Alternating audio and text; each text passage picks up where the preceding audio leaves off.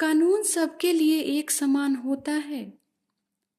शहंशाह जहांगीर ने अपने महल के प्रवेश द्वार पर एक घंटा लगवा दिया था और पूरे नगर में घोषणा करवा दी थी कि यदि किसी को किसी भी प्रकार की कोई शिकायत हो तो वह महल के प्रवेश द्वार पर लगे घंटे को बजा सकता है। शहंशाह उनकी पुकार सुनेंगे और न्याय करेंगे। यह खबर नगर में अच्छी तरह प्रचारित हो गई। कई लोग अपनी शिकायतें लेकर शहंशाह के दरबार में जाने लगे।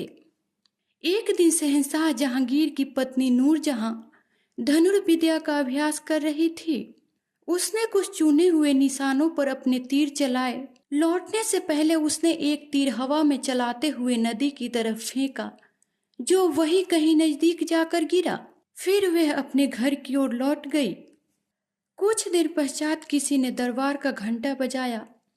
दरबार के पहरेदार ने एक धोबन को देखा जो सिसक सिसक कर रो रही थी। उसके हाथ में खून से सना हुआ एक तीर था तथा पास में एक मनुष्य का मृत शरीर पड़ा था। वह न्याय की गुहार लगाने लगी। पहरेदार उसे शहंशाह के पास ले गया।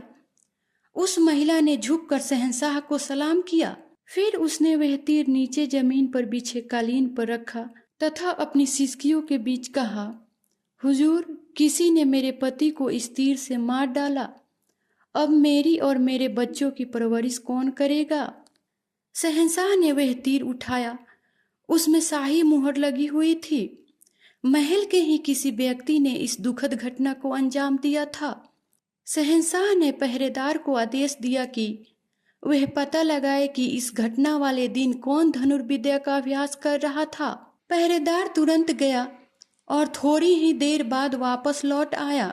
वह जवाब देने में हिचकिचाने लगा। शहंशाह ने उससे जोर देकर पूछा तो पहरेदार ने बड़े ही धीमे स्वर में नूरजहां का नाम लिया। इस पर शहंशाह ने नूरजहां को बुलवाने का आदेश भेजा। शीघ्र ही नूरजहां शहंशाह के समक्ष उपस्थित हुई। शहंशाह ने अपने कमरबंद में से एक छुरा निकाला तथा उस दुखी महिला के सामने रख दिया। तत्पश्चात शहंशाह ने उस महिला से कहा, तुम महारानी के वजह से विधवा हुई हो। तुम मुझे इस छुरे से मार दो, इससे तुम्हें न्याय अवश्य ही मिल जाएगा। यह सुनकर वह महिला झेंप गई और ऐसा करने में अपनी असमर्थता जताई। फिर शहंशाह ने उस महिला को राजकीय कोष में से आर्थिक सहायता प्रदान की। उसने शहंशाह का धन्यवाद किया और महल से चली गई।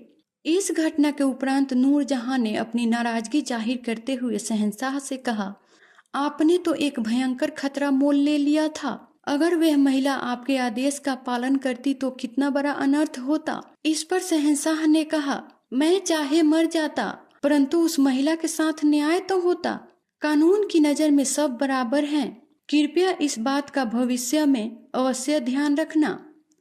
इस कहानी से हमें यह शिक्षा मिलती है कि कानून की नजरों में कोई भी छोटा या बड़ा नहीं होता।